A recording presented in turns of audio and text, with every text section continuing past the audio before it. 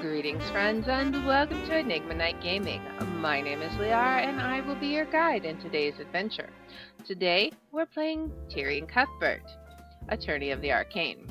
Now, I think this will be the conclusion. So when we last left off, we basically had all the evidence we needed to accuse Beatrice of the crime. There's a mystery, though. She has some kind of familiar, a familiar that's always on her shoulder. What is it? So there's several theories, and of course they said it wasn't typical. So I guess that depends. Is it a normal animal? Is it another monkey? I mean, if there's another monkey, then that seems to be the most common pet. So I kind of think maybe it's not a monkey, but it also needs to have opposable fingers so that it can, so that it could have grabbed the penknife to stab Lord Freyga. Maybe it's mythological. Is it a dragon, like a baby dragon? Is it a fairy? Is it something mythological like that? Or is it a typical animal? In which case, what is it? Well, let's go ahead and hop in and find out, shall we? Alright. Miss Tamora leads you out of the courthouse and into the city. Every time you ask her where she's taking you, she avoids answering your question. Alright, we're here. You arrive at an empty alley in the frankly seedier part of the city. As Miss Tamora approaches one of the derelict buildings, she's met with a large, burly man who's guarding the back door. The man silently acknowledges her and steps aside to let her in. So she's familiar with this area? Miss Tamora, where are we going? I'm sorry about this. I'm sure you're confused. But please, trust me. I'll explain everything. Okay, before you have the chance to ask for more information, she moves into the building. She seemed like maybe she was feeling guilty about something. The man guarding the door looks at you expectantly. Are we supposed to bribe him? Are we supposed to go in? Do we need a password? The entire situation doesn't sit right with you, but you still continue to follow her. I guess we still trust her to some degree. Despite your recent disagreements, you know that you can still trust her. Okay, so we do still trust her, even if she's been acting mighty sus. As you head further into the building, you find yourself in a surprisingly well-furnished room. From how it looked outside, you would never have guessed that it would look like this. It almost looks like a room you'd encounter in the Freyga Manor. As you enter the room, you spot several mercenaries standing at various points in the room. And most surprisingly, you see Eris at the end of the room. You give her a confused look, but she simply smiles and waves at you. Sitting at a desk next to her, you see a man with an eye patch. It looks like he's been expecting you. Uh-oh. Ah, Tamora. Upon seeing you two, he cordially welcomes Miss Tamora before turning his attention to you. I knew it must be Tyrion. Tamora has told me a lot about you. I see? But who are you? I've been called many names over the years, but my favorite has always been the Eye Taker. Okay, so the Eye Taker was the criminal in case 3 that the victim owed money to. So, and he's also Eris's father. So all the pieces are starting to connect together. Occupation boss. The Eye Taker. From the sound of it, you've already heard of me. Miss Tamora, what is this? My daughter Eris has told me all about your work prosecuting this case. She's his daughter? But I have to say, I'm quite impressed. Getting a monkey to testify? I don't think I could even pull off a grift like that. You've pretty much blown past my expectations. Why? Get to the point. As soon as you interrupt him, you feel every person in the room tense up. Oh, did we just do a big bad?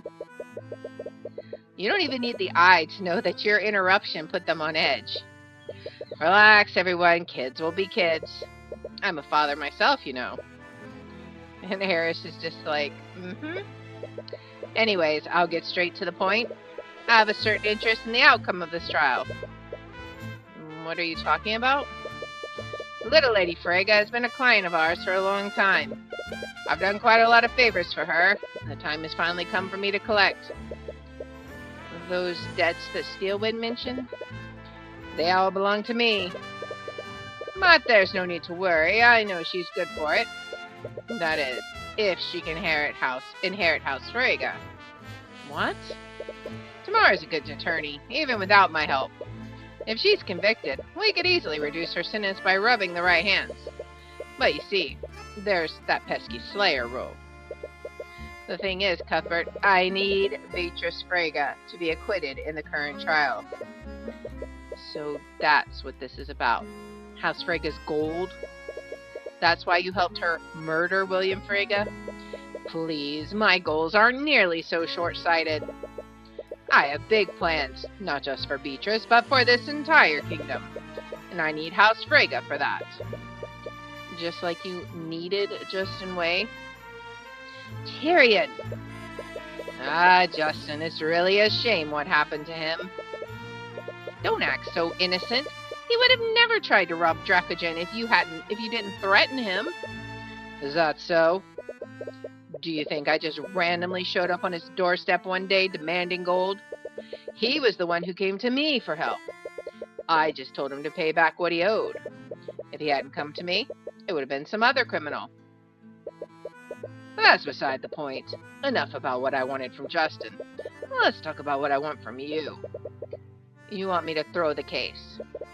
I love this kid. I don't have to beat around the bush with this one. No one will doubt you, especially considering the amount of work you put into this already. You don't need to do anything. Just take a dive. And let someone else take the fall? No matter what happens, the court will blame someone for this. If it makes you feel better, I can assign Tamora to defend the old man and his monkey. That way everyone can come out of this unharmed. Everyone wins. Except for the fact that a murderer will be put in charge of House Frege? Please, as if that's any worse than the people in charge of the other noble houses. If you recall, there's already a murderer in charge of House Von Sanctus. I mean, true. They're all dirty. You've seen it, haven't you? They rig the system. They pay, threaten, or even kill people to get their way. All we're doing is leveling the playing field. Tyrion, please just listen to him. How can you just go along with this? I told you a long time ago that there were certain parts of my job that I couldn't tell you about. Well, this is it. This is what we need to do to beat them. Those rumors about you, they're all true, aren't they? Forgery, bribery, blackmail. You're guilty of each and every one of them. And you used him to do it, all so you could keep winning. You blackmailed Miriam, Miss Tamora. Oh, as if I should show any pity for that spoiled princess? A dreadful thought just entered your mind. Steelwind. She was attacked the day after Beatrice was arrested. Was that...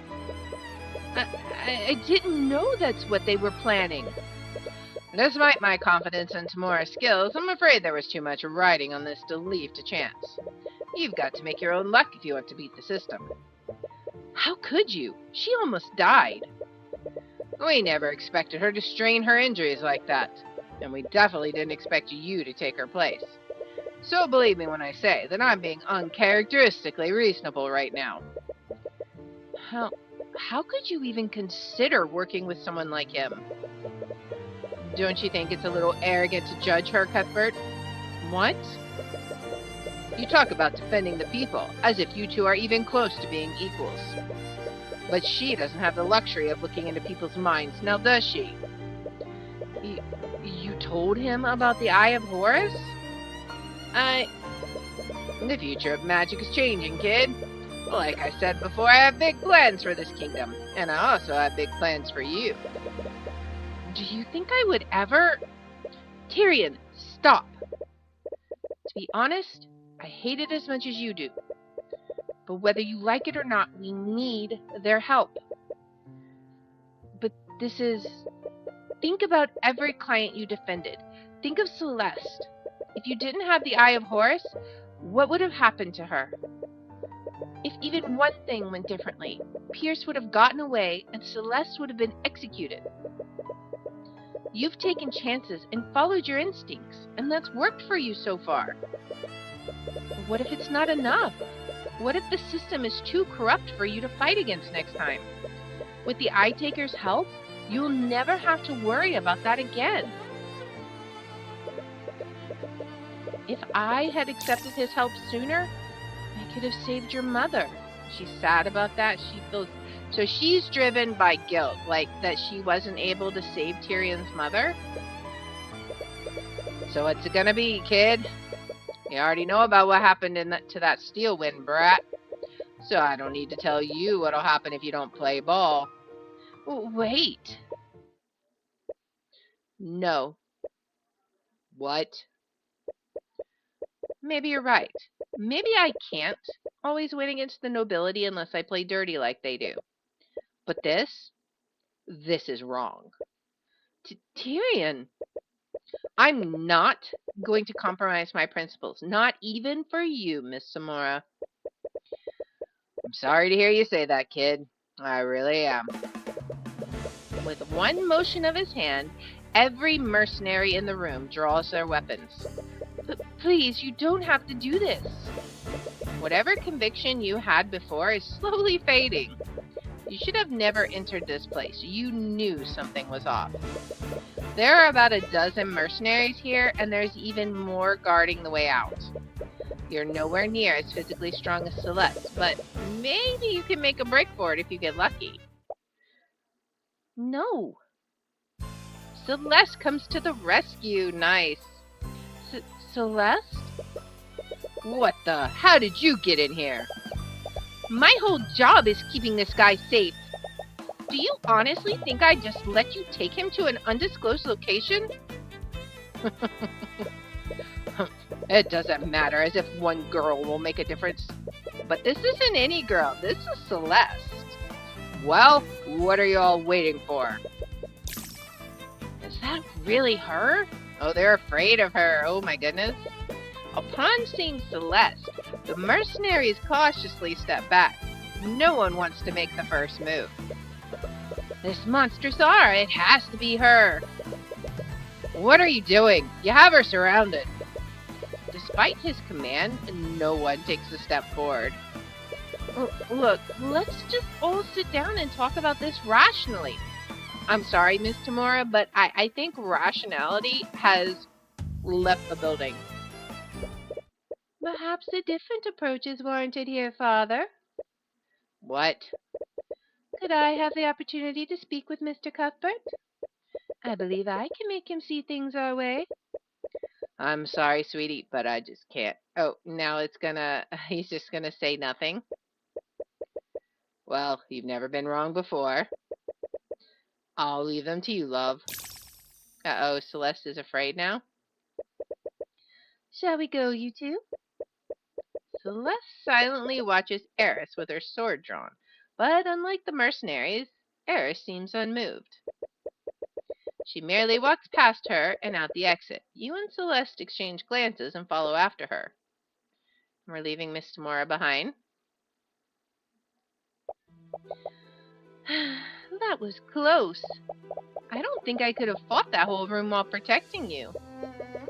Does that mean she could have fought them if she were alone? You two are really courageous to a fault, aren't you? Eris, I appreciate you vouching for us, but I'm not changing my mind about this. Oh, I'm well aware of that. Why do you think I intervened? Oh, well, thank you. Is it really okay? Won't your dad be mad? I should be asking Tyrion that same question. You've seen your adoptive mother's true colors and rejected them. How are the two of you going to move forward? She's not my... Isn't she, though? She lost any right to deny it the moment she took it upon herself to raise you. She only did that because I asked her to. It wasn't her choice. Oh, but it was. How old were you when your real mother was executed? 10 years old? Eris! Back then you barely knew Tamara. It would be a stretch to even call her a family friend. She was the adult in that situation, and what did she do? She fed your anger and hatred for the nobility, instead of allowing you to process your grief healthily. Tamara took you away from your only friends and isolated you from society.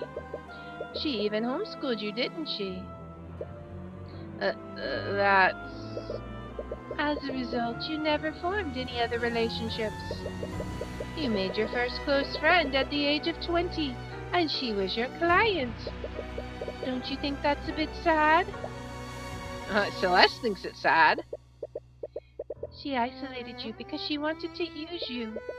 That's not true. That's not why she... From what I've seen today, you clearly have no idea who Timora is. Even with the Eye of Horse, you're clearly a terrible judge of character. Eris, you're going way too far. To save you from more heartache, let me give you one last piece of advice. Eris leans in really close to you and begins to whisper into your ear. Do you honestly think Celeste will ever love you? What? I'm sure you understand now. Tamara can only afford to pay her exorbitant salary because of my father. You've already burned that bridge, so where do you think the Crimson Demon will go when you can't afford her services anymore? No, she's not. With Linhart dead, she has to worry about her mother. Do you think she has the luxury of playing around with you for free? Or did you actually think she enjoys spending time with you? Tyrion, you have to look at this rationally. Any support or affection that she has given you has only been to keep you as an employer. You seem to know a lot about these things. I had to do a lot of networking when I was a mercenary. Do you know how many times I had to charm a merchant into hiring me? Why are you doing this? Because I want to finally break you. I'm just trying to keep you from getting hurt. It may seem cruel, but you have to be realistic about these things. You trusted Tamora, and she betrayed you. Try not to make the same mistake twice. Celeste didn't hear anything she said, but she seems to notice how it's affecting you. Eris, that's enough. My apologies. I've been told that I've been too blunt sometimes. But I do hope you'll think about what I said. Anyways, the trial should be starting soon. We should make our way back to the courthouse. I'm genuinely curious to see how this trial ends. What an evil, evil demon. Oh my goodness. Hey, Tyrion, are you okay? What did she say to you? She reaches for your hand, but you instinctively yank it away from hers. Tyrion? Sorry, I didn't mean to. I'm okay, really. Okay. Is he mad at me? Uh-oh, she's scared and sad. She's upset that he's... You can think about everything else later. But for now, you know what you need to do. You need to convict Beatrice Frega. That's right, we surely do. It's time to get on with the trial. The trial of the century, guys. Slam that gavel. Court is now resumed for the trial of Beatrice Frega. Is the defendant prepared to take the stand? Miss Tamora is super mad. Tamora, I asked you a question. Is the defendant prepped or not? She is, if the prosecution still wants to move forward with... The prosecution will be moving forward with this. Please bring in the witness. She's not happy about this. Do you still see it, Celeste? Yeah, it's still there. Should I reveal it now? No. Let's really make a point of it. Wait for my signal. Thank you for agreeing to take the stand, Miss Frege. Mr. Cuthbert. It's my understanding that you were with the two princes for most of the night. Yes, I was. Which is why I'm still quite confused as to why I'm being charged for this crime. Out of everyone there that night, I'd have thought my alibi was the most solid. That remains to be seen. Clearly. Anyways, since you still maintain your innocence, you'll have no problem going into details about your supposed alibi. She doesn't like the word supposed. Alright, witness testimony time. I'm very curious what her familiar is. As you know, I was with the Crown Prince Aster and Prince Alaric for most of the ball. I went there after my meeting with my father, and I remained with them until I was arrested for his murder. Lord Steelwind and the King's Guard kept watch over me for the entire night as well. I neither had the means nor the opportunity to steal the Sword of Spell-Eating and to break into my father's study to murder him. Objection! Okay. And that, Miss Frege, is where you're mistaken. You definitely had the means to commit both crimes while under the eye of everyone there that night. The most effective tool an attorney has is revealing a contradiction in a witness's testimony. It not only completely shatters your opponent's argument, it also makes the court doubt whether the witness is acting in good faith. Usually, you've used evidence to reveal contradictions like this. Now, Celeste. Oh boy. Burio! So we're about to see what it is. Are you ready, guys? The suspense is killing me. Wait, what are you? The demon. Okay. Your Honor, the witness's testimony is clearly... Oh my, what is that thing? Tyrion, get behind me! A monster! It's a monster! Someone call the Inquisition, the King's Guard, anyone! Your Honor, can you please restore order? The judge is like, nope, I'm out. Your Honor? Yeah, he fled out the door the moment he saw me. It can talk? It's a demon, it must be. It's just like the legends say. Can we all just calm down? It takes a while before you can get everyone in the room to settle down. Eventually, it was clear that the demon wasn't intent on harming anyone. At least not yet. The court ordered extra guards just in case, and you're eventually able to bring everyone back to the courtroom. Mr. Cuthbert, what is the meaning of this? Sorry, I didn't know it was a... Actually, what are you? Are you a demon? Why, yes, I am a demon. Demons actually exist? I thought they were only a legend. Your Honor, not only do demons exist, the defendant has made one into her familiar. She's only blind in the literal sense. She's constantly looking through the eyes of her familiar to see. And? What do you mean, and? It's pretty obvious that making a pact with a demon is incriminating by itself. Tell me, Your Honor, do the laws of Wyverngard prohibit entering in accord with a demon? They don't, but... Then my client has committed no crime. Even so, I would have preferred not revealing Marnoth like that. Marnoth, is that your name? It is what most people call me. The demonic familiar, oh boy. Well, I did guess that it was probably supernatural, so... Didn't have the right supernatural creature, but I think it was one of the ideas that I had thought of. Well, I suppose you have a point, Tamara. Having a demon as your familiar isn't technically illegal. However, this does prove that the defendant had a way to commit the murder all while under the eye of everyone in the ballroom. She could have sent Maranoth upstairs to the gallery and then had him steal the sword of spell eating. After that, they would just need to traverse the vents into William's study just like Eugene did that night. The fact that her familiar is a demon proves that she couldn't have done that. What do you mean? You saw how everyone reacted when they saw Maranoth's form. A monkey may have raised some eyebrows, but someone surely would have reported Maranoth if they saw him. Except for she made him invisible. Hello?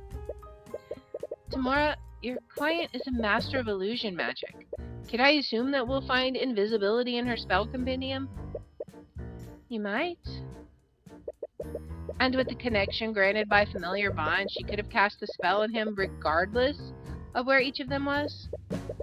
I'll admit that my client does know how to cast invisibility, but your theory raises another question. Could my client continue casting it unnoticed? Continue casting it? You'll understand once I go over the order of events that night. Because of the lockdown, maybe? I'm guessing. So I wonder what the duration of invisibility is. Does it end as soon as concentration is broken? At an unknown time, someone stole the sword of spell eating from the Haraldson Gallery.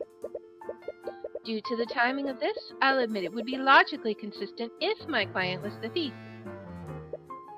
However, sometime later, my client met with the Crown Prince and was watched closely by the King's Guard. From witness accounts, including yours, we know this happened at 12:45 a.m. And since this time, my client didn't leave the King's Guard site. It was around this time that William Frege retreated into his study and locked the door. He made a point of telling everyone that he didn't want to be disturbed. Then at 1:03 a.m., Lord Haraldson finally discovered the sword was stolen. He reported the theft to the King's Guard, and they activated the lockdown system. Shortly after the report, Leif Frege tried to speak with her father about the theft. William Frege reiterated that he did not want to be disturbed. Leif saw his face, and there weren't any traces of illusion directly on his body. This means that William Frege was still alive at this time. Unbeknownst to everyone at the time, William Frege was attacked by the murderer at 3:12 a.m. This is confirmed not only by Jan Hughes' testimony, but also by the autopsy report. Then at 3:26 a.m., the King's Guard found the sword of spell eating in my client's old room. The King's Guard tried to arrest my client for this, but the Crown Prince told them to stand down. Finally, at 3:36 a.m., the lockdown was lifted. Jan Hughes reported what he heard, and that's when the Inquisition and the King's Guard discovered the body. The theft must have happened before 1:23 a.m. when it was actually reported. In order to keep Maranoth concealed at every step, my client would have needed to keep him invisible from 1:03 a.m. to 3:12 a.m. Not only that, she needed Maranoth to wield the sword of spell eating to ignore the effects of the anti-magic fields. This means he would need to be invisible for more than an hour. What's your point? My point is that invisibility has a duration of 1 hour. I'll admit that my client could have cast invisibility before she met with the Crown Prince, but if she wanted to keep Maranoth invisible, she would have needed to recast the spell at some point that night, which she did, because she was constantly clapping her hands, and I think that's a component of invisibility, right? And as you know, my client couldn't have done so during that night without the King's Guard noticing it. Lies? Your logic makes sense, but that can only mean that the defendant refreshed the invisibility right in front of everyone watching, which she did. In front of the entire King's Guard, the two princes, and Lucio Steelwind. As unlikely as it is, it's the only conclusion I can come to. I had a feeling you'd say that, which is why we have a witness who can confirm that Beatrice didn't perform any magic that night. A witness? Your Honor, the defense would like to call Prince Alaric to the stand. I see. He would have certainly been close enough to notice the defendant casting magic. But wouldn't the Crown Prince's testimony be more suitable? Are you trying to say Prince Alaric is unqualified to give proper testimony, Your Honor? Of course he's saying that. The kid is 7 years old. No, of course not. Is the prince ready to testify? Grow a spine, for crying out loud. Tyrion does not like the judge. Thank you for coming in, Prince Alaric. Could you please... Hold your tongue, knave! You will speak when you are spoken to! Tyrion's just like, I'm just gonna roll my eyes at this. Oh, he sounds exactly like Miriam when we first met her. Honestly, he behaves exactly how you'd expect a prince of this rotten kingdom to act. Aster's the odd one out in this situation. It makes you wonder what made him so down to earth. Your Highness, Mr. Cuthbert believes that the defendant used her magic while she was with you and the Crown Prince. I already gave my statement to the instigators. This man dares to question my testimony? Yes, he said it, not me. Wow, the judge didn't even think twice about throwing you under. He's like in the bus, driving over and backing up. But very well, if my testimony is required to strike down these redundant accusations, I will bestow it upon you. Redundant? Don't you mean ridiculous? Mr. Cuthbert, do not dare suppose what His Highness really means. His boots must really be shining from all that licking you're doing. What was that? Nothing. Oh boy, okay. You think Lady Freyga cast magic right in front of me? Don't be a serf. She was under the careful watch of the Kingsguard, my brother, and Lord Steelwind. We conversed for the whole night, and I didn't see her cast any magic. She's been through so much over the last few years, all because of her horrid father. She'd never do something like this. You and Lady Steelwind are just jealous. He seems really convinced that he didn't see anything. You doubt he's intentionally lying. He probably just doesn't realize that I think invisibility doesn't require any spoken words. Celeste, usually when you cast Detect Magic, I can see magical energies overlaying your eyes. Yeah, there's always a visible magic effect on the target when I cast a spell. But Maraneth was probably in another room. The Kingsguard wouldn't see the initial magical effect of invisibility. Even if there wasn't a visible effect in that room, she would have still needed to say the incantation and perform the gesture with her hands. Right, like how you shout Repario Arcanum every time you scan a crime scene. I don't shout it. Anyway, she must have done the incantation and gesture at some point during the night. Did she ever get an opportunity to conceal herself to do so? Alright, so let's see. I think so, but I'm going to look at the spell. Celeste, what do you usually need to do to cast a spell? There are a lot of factors involved, honestly. Stamina and focus are a big part of it. Assuming that she's in perfect condition, what's the bare minimum that she would need to do? Well, she would have to focus her magic, say the incantation, and perform the gesture with her hands, all at the same time. That does sound pretty conspicuous, but she must have hidden it somehow. You think Lady Freyga cast magic right in front of me? Don't be a serf. He probably meant don't be absurd, but there's not much to gain from correcting him. You may think the idea is absurd, Your Highness, but the defendant was clearly good at keeping secrets. She could have easily concealed her actions at some point during the night. A brief moment to say the incantation and perform the gesture would have been all she needed. But I wasn't the only one watching her. She was under the careful watch of the Kingsguard, my brother, and Lord Steelwind. But would they have really noticed her casting one spell? The Kingsguard are the most vigilant knights in the kingdom. They are trained to watch and counter a mage's spell. But the defendant needed to target someone who was in another area. There would have been no visual indication that she was using magic. but she would have still needed to perform the incantation and complete the gesture with her hands. He's pretty knowledgeable about the arcane arts, but as a Prince of Withengard, you suppose that's to be expected. We conversed the whole night, and I didn't see her cast any magic. Alright, I want to look at invisibility real fast. So, occultari. Clap both hands together. Did she ever say that? Occultari? Maybe? I don't know. Let's see. While this bond exists, the caster can telepathically communicate with the target over any distance. The caster can choose to see through the target's eyes as long as they concentrate. And lastly, the caster can also cast spells from the location of the target creature instead of their own. I don't know. Let's just keep pressing and see what it says. If I recall correctly, you and your brother were with her until she was arrested for the murder. What did you speak about? She told us stories about what she did while she was away. She researching something. I forgot what she said. Something about the occult. Oh, she did say it. Okay. Do you mean the occult? Yes, that's it. She was researching ghosts and demons.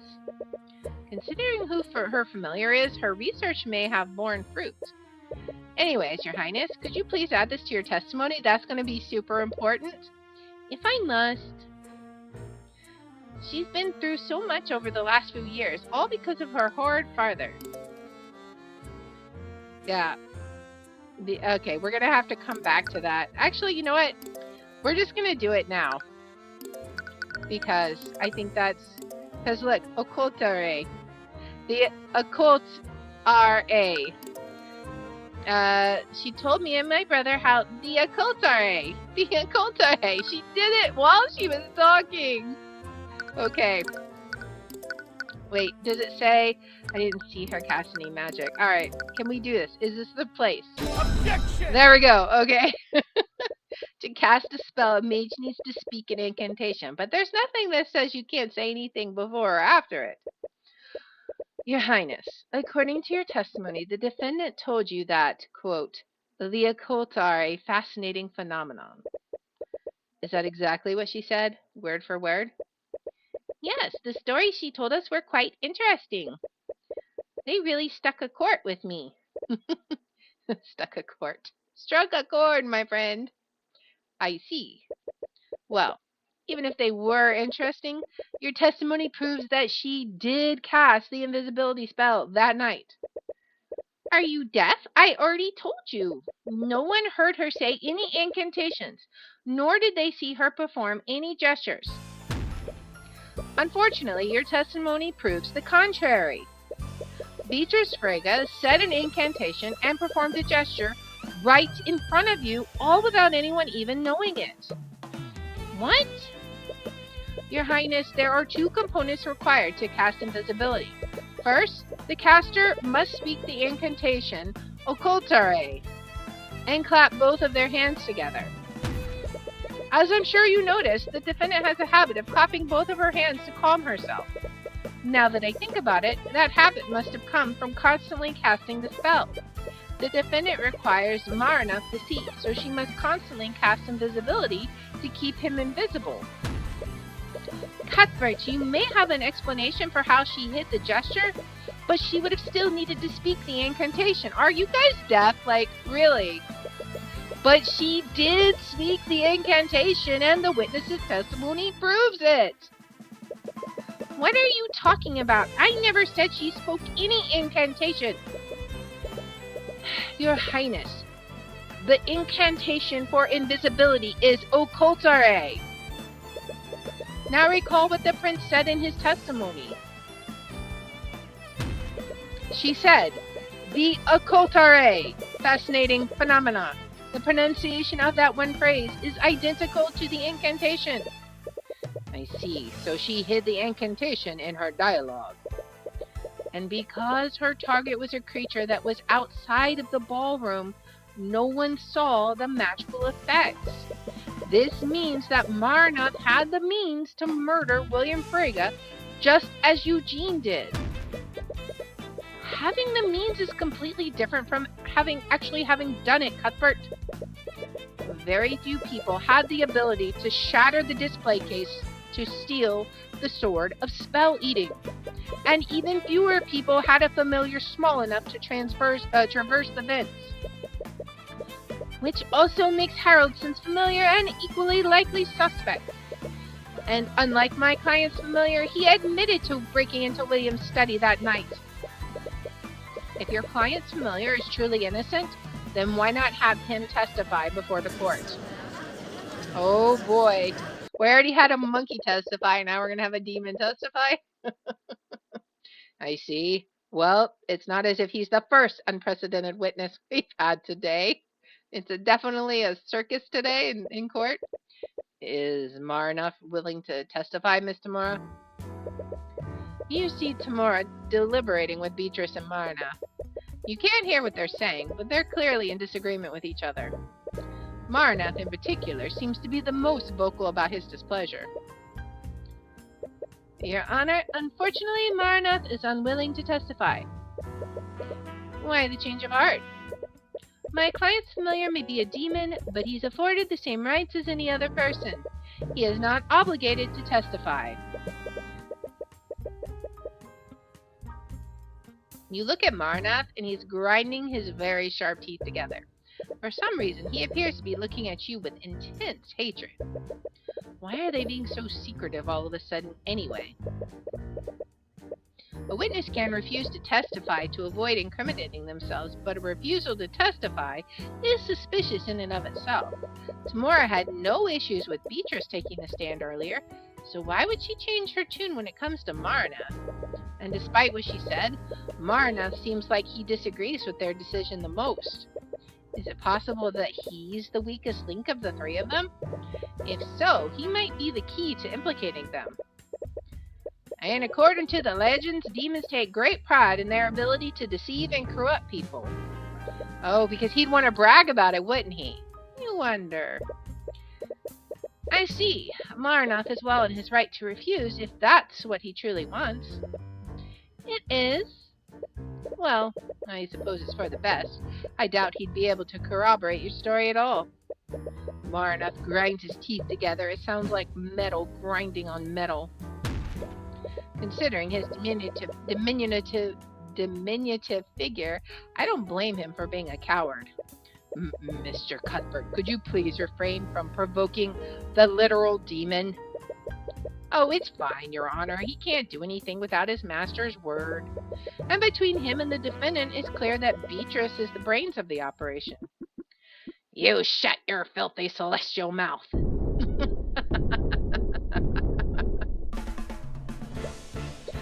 Marnoff, what are you doing? I will not stand here and be insulted by a bloody Heavensborn. Heavensborn? I am still within my contract, and I will not flee from the likes of him. You want my testimony? I'll give you my testimony. Objection! She's subjecting her own witness. Your Honor, my client does not consent to having her familiar testify. Tamora, didn't you say earlier that Marnoff is afforded the same rights as any other person? He has a right to refuse to testify, but only he can decide if he wants to exercise it. And he's clearly intent on giving it. So Marnoff, why don't you testify about what you were doing on the night of the murder? Gladly. Oh boy, here we go, guys. We're about to get demon testimony. I provided sight to my keeper while she spoke with the princes. I'll admit that she did cast invisibility on me during their conversation. She needed to keep me hidden, after all. But I never left the room where my master was. Nor did I steal the sword of spell eating. You have nothing on me, Heavensborn.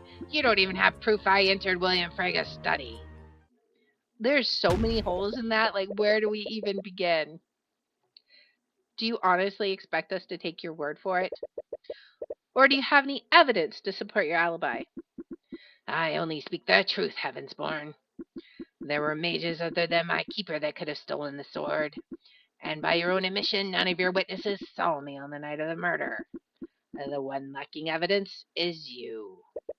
He has a point. You still need definitive proof that ties him to the murder. Presenting contradicting evidence might not be possible.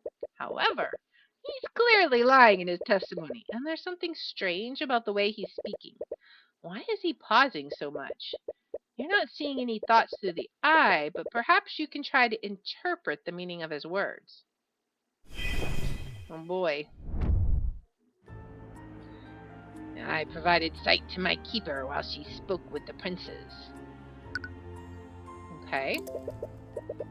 Is this something that you frequently do?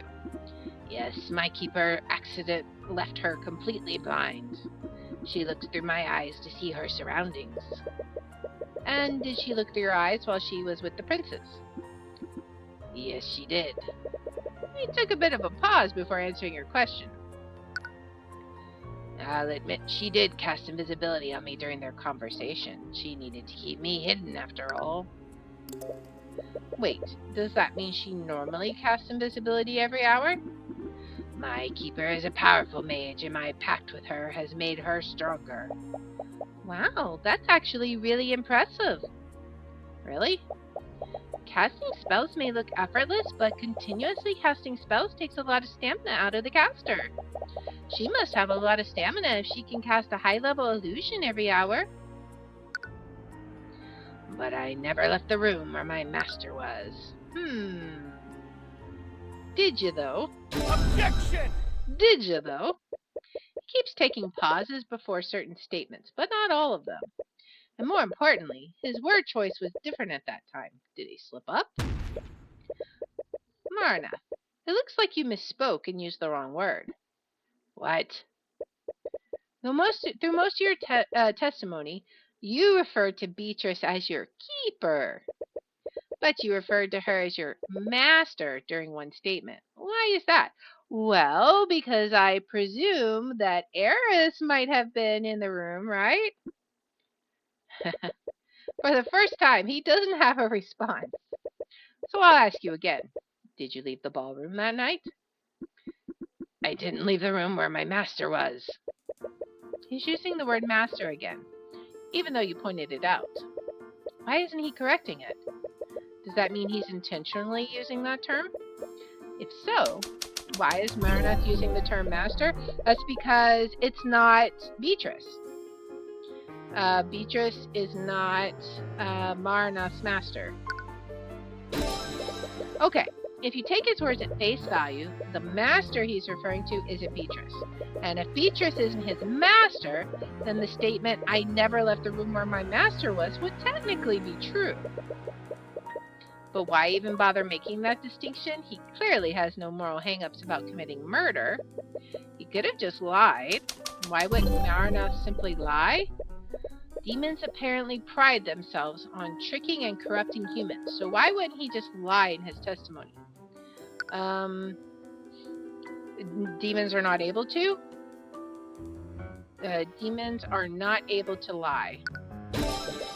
No, it can't be. Demons are clearly different from humans, but would they seriously have a limitation like that? It would explain why Tamora and Beatrice were so opposed to having him testify. There's only one way to know for sure. Witness, can you repeat the following statement for me? Tyrion Cuthbert's hair is green. What kind of ridiculous request is that? Another pause. I'm afraid I must agree, Mr. Cuthbert. Please don't waste our time with such random requests. I'm just conducting a little experiment, Your Honor. So I'll ask again, Marnath. Say that Tyrion Cuthbert's hair is green. He's not going to. Your Honor, Cuthbert is clearly making trivial requests to stall for time. His request is not worth a response from the witness. That's not what I'm doing, Tamora, and I think you know that. She does, and she doesn't like it. Marnath, we truly don't know much about demons aside from the stories told in myths. So is it possible that demons are physically unable to lie? Dang it! Sorry, Mr. Cuthbert, but that seems quite ridiculous. Why wouldn't the witness be capable of lying? I genuinely don't know, Your Honor, but his testimony speaks for itself. He can easily refute it by granting my request. Say Tyrion Cuthbert's hair is green, witness. And he can't. You said it yourself. Tyrion Cuthbert's hair is green. That's not what I asked for, witness. Repeat the statement I told you word for word. Not after or before it. Or nothing after or before it. Objection! Your Honor, the prosecution's argument is absurd. The witness is not obliged to justify such an outrageous request. I might be compelled to agree with you, Miss Tamora, if the witness wasn't clearly avoiding fulfilling that request. Well, we're all waiting, Marna. You can easily prove me wrong by repeating my statement plainly. You filthy heavensborn! Say it, Marnoth! Tyrion Cuthbert's hair is... Tyrion Cuthbert's hair is... blonde. Well, technically it's a dirty blonde. Oh, shut up! Is Mr. Cuthbert correct, Marnoth? Are you actually unable to lie? I think his silence speaks for itself, Your Honor. Remarkable. I would never have imagined. And with that, proving my case becomes a much simpler matter. Marnoth, did you murder William Frege? I'm sure you understand, witness. Under these circumstances, staying silent is basically an admission of guilt. You have no reason to stay quiet, Marnoth. Tell him the truth.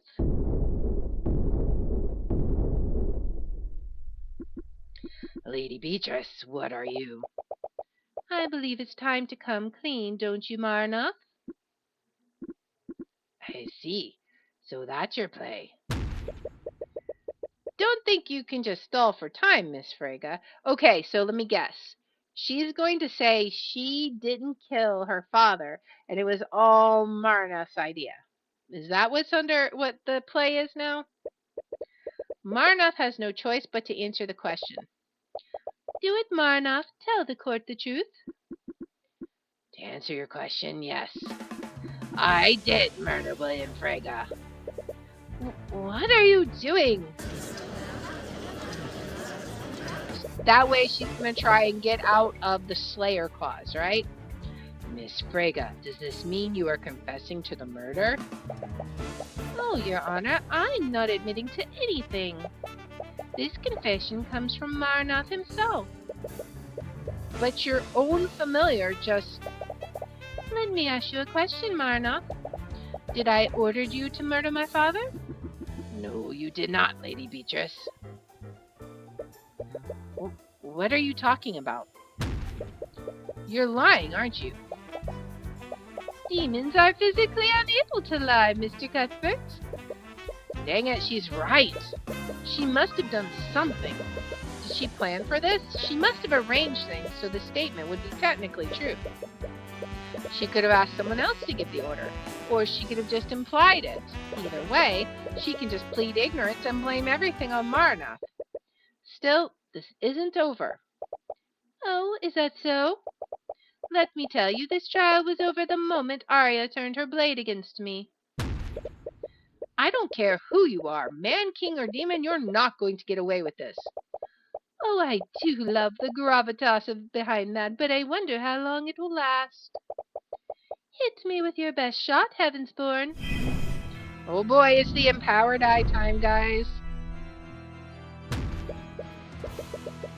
Beatrice Frege, you may not have technically ordered your father's murder, but you were clearly acting with malice. You brought something dangerous into the manor, something you knew would harm your father. Oh, really? And what would that be? I didn't bring anything dangerous in the Frege manor. What was so dangerous that it implies lethal intent? Marnoth?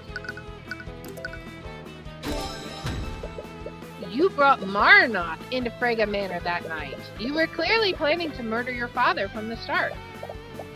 I require Marnoth to see. That does not imply lethal intent. But you brought a demon into the house, and as a result your father was killed. That's hardly an innocent mistake. My client specifically asked her father if familiars were allowed. We even received a written legal confirmation beforehand. But he couldn't have possibly expected her to bring in a demon. He didn't specify not to do this. The presence of Marnoth did not break any of his rules, nor any laws made by the kingdom. Right you are, Tamora. I can hardly be blamed if my familiar acts without my knowledge. How can you be blameless in Marnoth's actions? He's your familiar. By that same logic, shouldn't we also blame Lord Haraldson for his actions of his pet monkey? If I recall, he broke into the study, tampered with the crime scene, and then left my father's body without reporting it. That's... Marnoth and Eugene are intelligent, sentient creatures. They have their own autonomy. Their keepers aren't legally responsible for their actions. Darn it, she's playing devil's advocate, but you suppose that's fitting for her. But you still cast invisibility to keep Marnoth hidden that night. Mr. Cuthbert, I always cast invisibility on Marnoth. I can't very well let people see him. Face it, Mr. Cuthbert, you have nothing on me. I did not commit any crimes during the Lord's Ball. Every crime related to the murder was committed by Marnoth. Except the sword of spell eating, right? On the night of the murder, someone used a powerful spell, right? Beatrice, Marnoth required your magic to break the wards guarding the sword of spell eating. You may be able to explain why you cast invisibility that night, but you can't explain why you cast an evocation spell powerful enough to shatter that display case. Oh, that I'd almost forgotten. I plead guilty. What? To the charge of grand theft, I mean. I ordered Marnoth to help me steal that artifact so I could sell it on the black market. I would have never imagined that he'd use it to murder my father. Right, it doesn't matter if she's found guilty of stealing the sword. The Slayer rule only takes effect if she's found responsible for her father's death. Darn it, is there seriously nothing you can do? Marnoth will take the fall on Beatrice's behalf. Marnoth, it's not too late. You can still do the right thing and tell the truth. This still doesn't absolve you of bringing a demon into the Lord's Ball. Marnoth, the sentence for first-degree murder is death. Are you really willing to die for your keeper's crimes? Okay, so demons want to deceive people. So I don't think that it's not too late. I don't think he cares about doing the right thing. And this one, I don't think is going to matter. I think it's got to be threatened, right? Marnoth, the sentence for first-degree murder is death. Are you really willing to die for your keeper's crimes? Oh, you stupid Heavensborns. Demons never truly die. When our bodies are destroyed, we return to the abyssal hells. No? If I were to die in accordance with your laws, I would only return to my plane unharmed. What? Even if I could die, a fate much worse than death awaits me if I fail. Those three are a pain to argue against when they're together. You can't break Beatrice's confidence at all. So, do you have anything else to offer, Mr. Cuthbert? I didn't think so. Your Honor, it appears we found the true culprit. I can't believe you killed my father, Marnoth. I'm so cross with you. I should give my apologies. I won't do it again. Yeah? Don't worry, I forgive you. Now then, is there any reason why this trial hasn't ended already, Your Honor? Come on, don't you have anything else?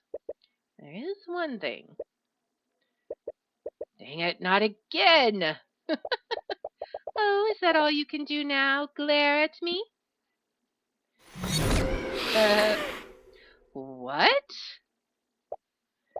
Marnoth, what did you just do? I've been watching him. He's been using an old celestial trick. But it's weak. Your divine gaze won't work here, Heavensborn. You. It looks like that was your last piece, Cuthbert. No, this can't be how it ends. Not after you've come this far. What is it that you like to say in these situations? Checkmate, Cuthbert?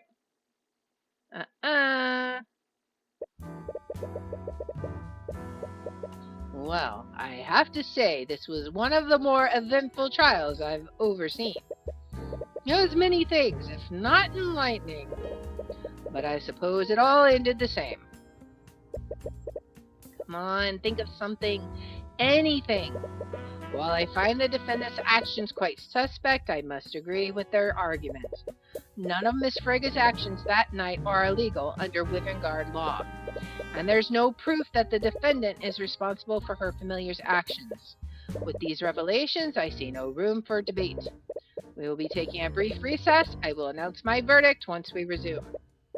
Darn it, is this seriously how it's going to end? After everything you've gone through to get here? There's gotta be something, guys. There's gotta be something. The world is bleak, merciless, and unforgiving. But I've seen you. I know how bright the light within you is. Use my eyes, peer beyond the divine gate as I once did. Marnoth called you a Heavensborn, and your mother told you there is a light within you. You have no idea what that means. What even is the divine gate? Why do you have the Eye of Horus? Why are you able to read people's minds? You've been so lost lately, but you thought you finally figured out who you were supposed to be. But all of this, everything you've been working towards, it was all a lie. You've spent your whole life trying to be like Miss Tamora. But is she even like her? No, she just wanted to raise you into a tool for the Eye Taker. She was never your guardian. She was never your mother. Your real mother died years ago. Was Eris right? Is everyone in your life just trying to use you? Looking back on it, you've had no idea what to do with yourself since your mother died. You've just been making mistake after mistake. Leaving Arnax, trusting Tamora, becoming an attorney. You've always just done as you were told. You never once made a path for yourself. But you saved Celeste, and Wallace, and Dracogen. Oh, when no one else would stand up for them. Was helping them a mistake? You fought for a dream that doesn't exist. But that doesn't mean you can't make it real. It's true that you followed Tamora's lead, but you've always done what you thought was right above anything else.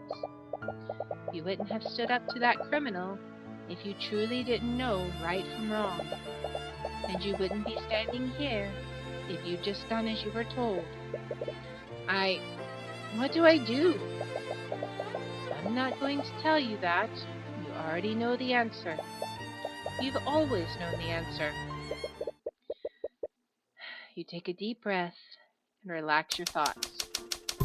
How do you prove that Beatrice ordered Marnoth? Situations can seem hopeless sometimes, but there is always a way to win in the end. Okay, so how do you prove that Beatrice ordered Marnoth? So let's see. So connects Laith. Oh no, the track. Okay, wait. Laith, and it's going to be Laith. Use testimony or use deduction. Maybe use testimony that connects Laith and Tracker. Maybe. No matter what you do, it won't mean anything unless you prove one fact. You need to prove that Beatrice ordered Marnoth to kill her father. You would need something to prove that. Testimony wouldn't be enough. Physical evidence or deduction? Use physical evidence that connects Laith and Tracker. No. Okay. Alright, then deduction, right? No? Okay, so it can't be that. So what are we going to use? Testimony won't be enough. So connects, kills, acquits, separates, connects. Okay. Okay, so maybe use physical evidence that connects. Okay, so it's got to be Beatrice and Marnoth, right? In order to convict Beatrice, I need to prove she was responsible for Marnoth's actions. People leave trails, even when they think they've committed the perfect crime. Something always gets left behind. There has to be something that proves Beatrice gave Marnoth the order. Beatrice's relationship with Marnoth is clearly different than a relationship between two humans. What is unique about Beatrice's relationship with Marnoth? There's a specific way their relationship works. Their crimes, their mutual allies, their evidence, their connection. Okay, their connection is facilitated through a spell, a pact. A pact? There's a special way their relationship works, or their pact, as Marnoth calls it. Wasn't there something that someone said, but what was it? Who told you something about demonic pacts? Was it Harold, or let's see. I'm trying to remember, or so many people.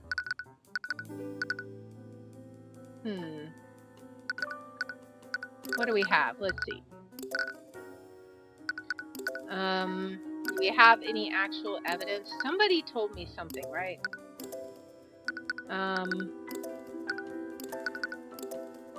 Let's see. Maybe, okay, was it Harold? I think it was Harold talking about the demons, right? Yeah.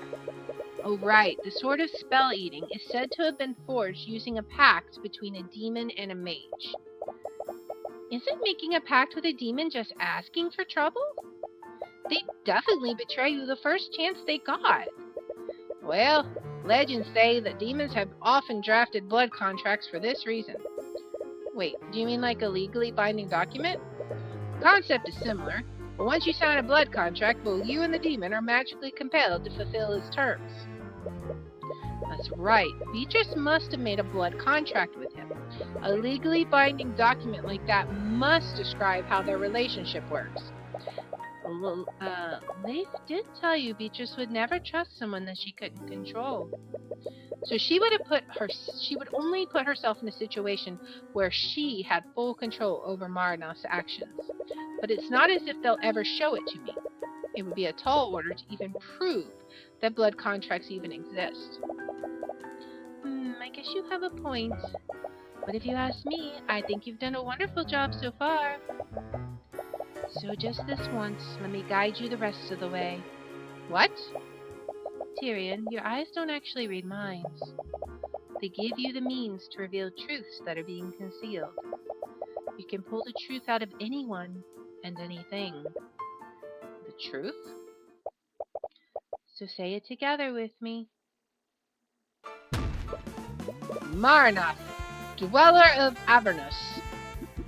Wait, what are you doing? By the Eye of Horus, I issue you a divine edict. Release thy guards and manifest your blood contract with Beatrice Frege. Uh-oh.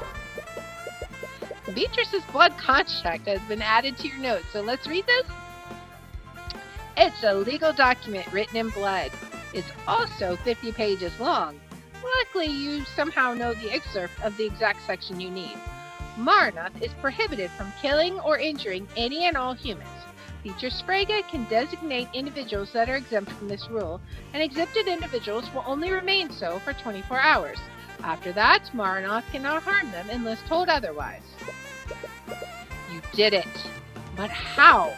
Was that really your... No. That's not important right now.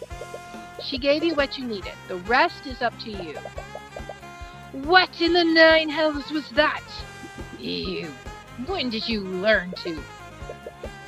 Mr. Cuthbert, what just happened? Your Honor, I just made the witness manifest their blood contract. You did what? Blood contract? You can think of it as a legally binding document. It lays out the terms of the pact between Beatrice Frege and her familiar. Incredible! Where did you learn how to do such a thing? The library? Wow, to think our kingdom had access to such knowledge. Yeah, I'm not buying it. How did you really find out how to do that? It's a long story. You're not sure if she'd believe you, even if you told her. Anyways, the defense's argument is such. Marnoth was acting alone, and the defendant is not to blame for his actions that night. However, take a look at page 7 of this blood contract. It specifies that Marnoth is prohibited from killing any and all humans.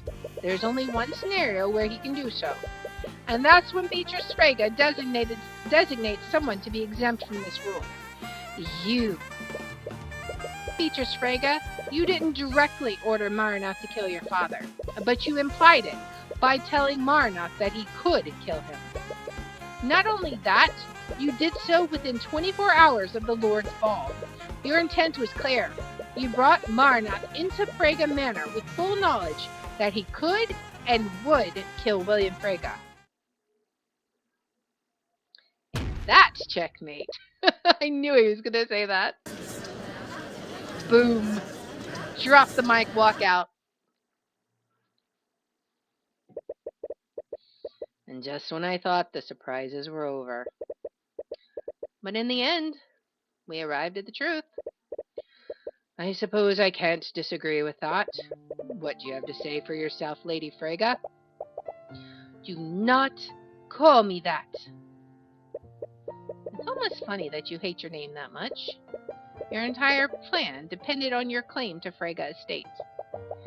Do you have any idea what you've just cost me? Everything has been ruined because of you. Why should I care? You're just another noble trying to steal power for yourself. Don't you dare lump me together with those tyrants. We wouldn't have just liberated House Frege, we would have liberated everyone. Miriam, Leif, Arya, even Aster. Our system is broken. The only way we can fix it is by burning it down from the inside. As long as King Olivier sits on the throne, this suffering will only continue. Lady Frege, as the prosecutor, I should warn you, you don't want to add treason to your list of crimes, even though you'd like to see the king ousted as much as she does. It doesn't matter, I'm done either way. Heavensborn, look at page 46 of the blood contract. By accepting this pact, Beatrice Frege forever binds her soul to the abyssal hells. If Beatrice Frege fails to pay her debt by claiming House Frege and all of its assets, her soul, her mind, and her life will be claimed by the Empress of Discord. That's going to be Eris, isn't it? The contract goes on to name several parts of House Frege's holding. There's very little room for ambiguity. Arya was almost right. She jumped to the wrong conclusion. My debts were never to the Eye-Taker. It was to the abyssal hells. Why would you agree to something like this? Because I miscalculated. In this folder are records of your many plots against House Steelwind and the Crown. It would be a shame if this information fell into their hands. You think this feeble attempt at blackmail will frighten me? I've dealt with far more formidable adversaries than you. There's nothing I can't solve with House Frege's resources. What are you talking about? Lucio Steelwind isn't the type of person you can just buy. It's clear your time away has taught you nothing. Everyone can be bought. Before I left, he controlled every aspect of my life. I saw him as this unstoppable, tyrannical force.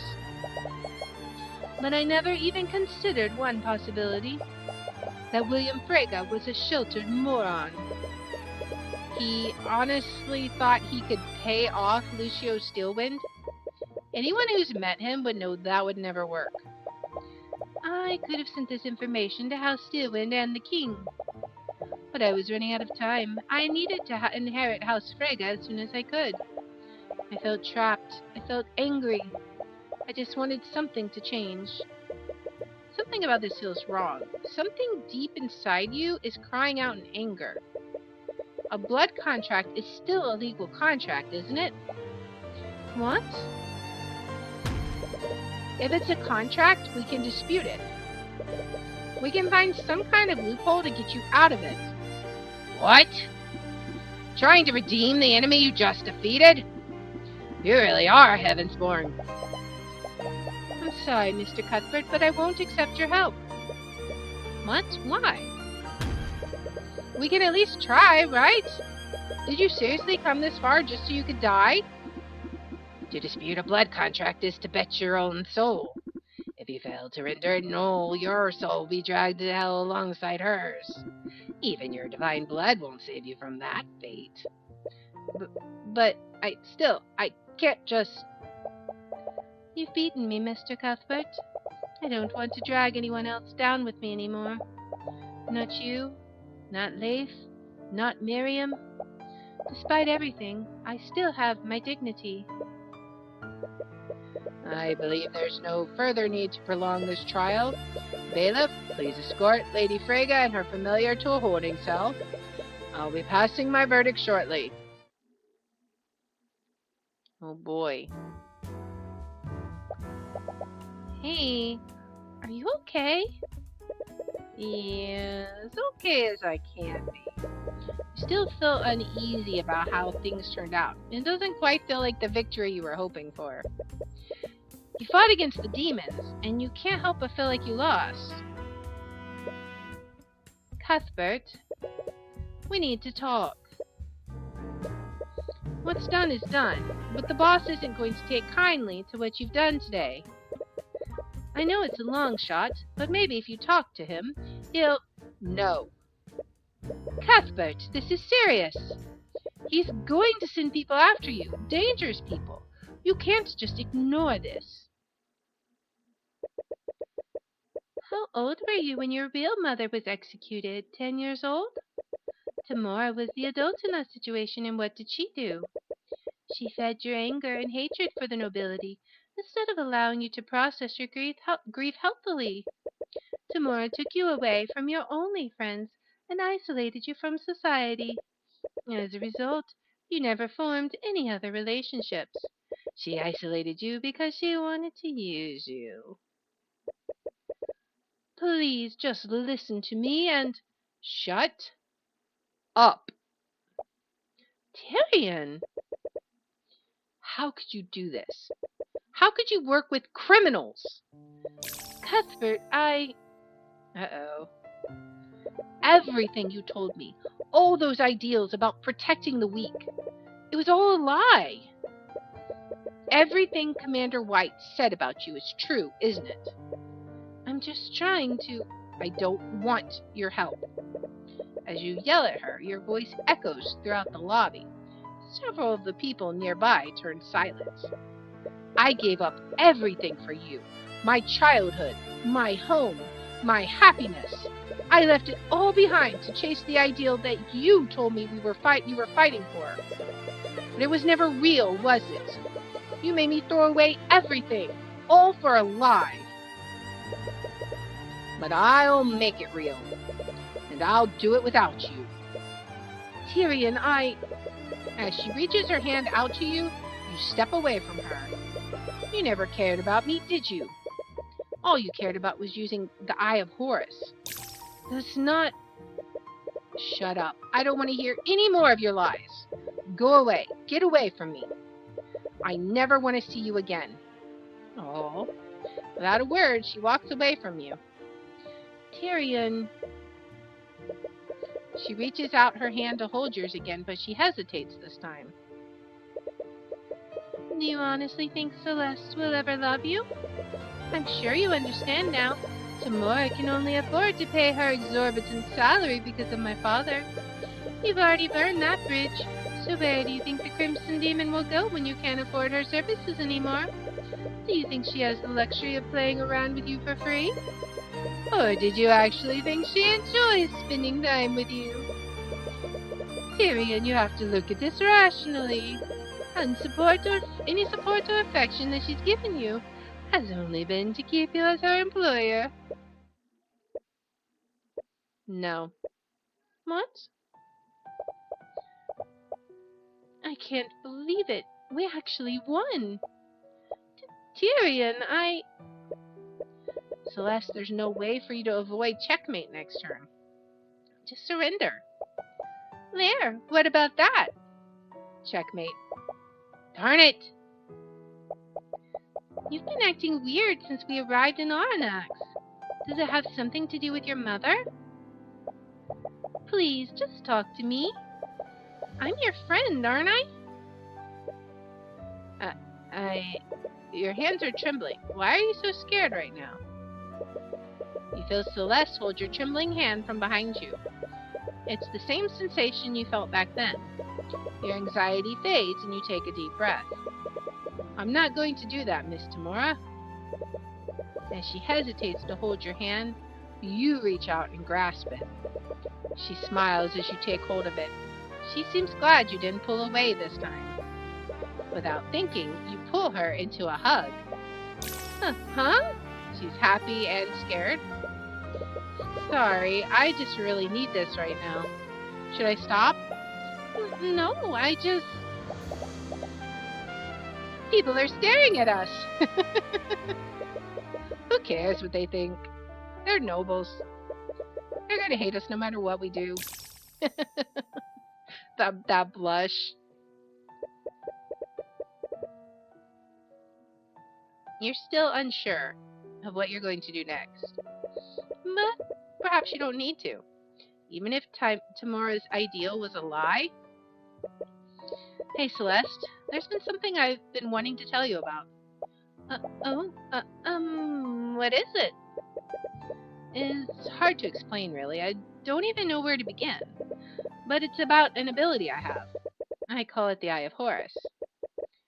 Even if that ideal was a lie, you have the power to make it real. And even if you can't trust Tamora anymore, you have people in your life that you can trust. Oh boy, that was awesome. That was great.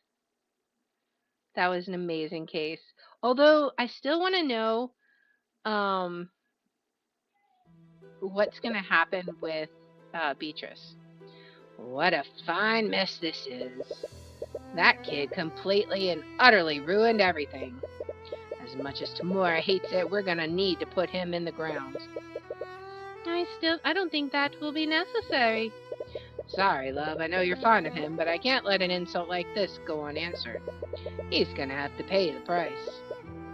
I think you misunderstood me, Father. I meant that this facade is no longer necessary.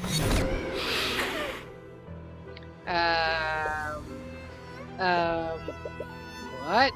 What in the world? Is something wrong, Father?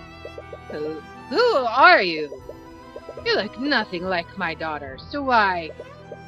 It happened centuries ago, I believe. Your great ancestor hated the monarchy and needed a weapon to fight the mages of the noble house. So he made a pact with me. What are you talking about? But things didn't turn out like he wanted, I'm afraid. Poor Lord Lyran's plot was discovered and his noble house was stripped of its rank and status. Alright. His very name was stricken from the annals of history. He was supposed to give me a weapon guard, but I had to settle for claiming his bloodline. Lyran? How do you know my name? John Lyran? No one knew about that name, not even my real daughter. I know, it's been centuries, but I haven't forgotten, John. Everyone in your bloodline belongs to me, including your daughter. You bastard. What did you do to her? What I do to all my prey, I made her suffer. No. Did you know she was crying out for you for months? I made her watch, you know. I made her watch as I took her place. All the while the father she so desperately called out for forgot who she was. All while my minion slowly and painfully tore her soul apart. You monster! You monster! I enjoyed her torment while it lasted, but even that couldn't satisfy me. What I really crave is the blood of a celestial. That's what this is about, that stupid kid. But I can't have you kill my dear Tyrion just yet. At least not until I'm done with him. You demon, I'll kill you! This man is your enemy. Your life's goal is, and always been, to exact revenge on him. What are you talking about? You. I lost everything because of you. They kicked me out of the Inquisition because of your false testimony. What? Let go of me. You killed my entire family. I won't let you get away with this. What are you talking about? I didn't do anything. Hey, isn't this the noble who killed all those children? I heard he got released by paying off the judge. What are you all talking about? Get away from me. Don't lie to us. We know what you did. No, stay away. He's getting mobbed. Oh boy. He just got lynched. We've finally entered the final act, my dear Tyrion. And from what I've seen, I think I know exactly how I'm going to break you. I hope you're just as excited as I am. Oh boy. Wow. I knew Eris was evil. Like, did I not call it back in, like, case 2 that she was evil? Wow. Okay. So, we have one more case to do. And if this was this big of a doozy, I can only imagine what case 5 is going to be like. We will be starting that next time. Let's take a peek at what it's called. Attorney of the Arcane. Oh boy. So that is going to be super fun. I hope you guys are just as excited as I am to jump into that case. So if you like this kind of content, please make sure to like, subscribe, follow, share, all that good stuff. If you want to watch live, we're on Twitch at twitch.tv/LeR27. I have my schedule posted in the About section. And if you want to see which games I'll be playing each day, I post them on twitter.com/LeR27. And I really hope that you will join me in the next one, guys, as we wrap up this crazy storyline with the final case. What's going to happen? I guess we're going to find out. Until next time, guys. Bye.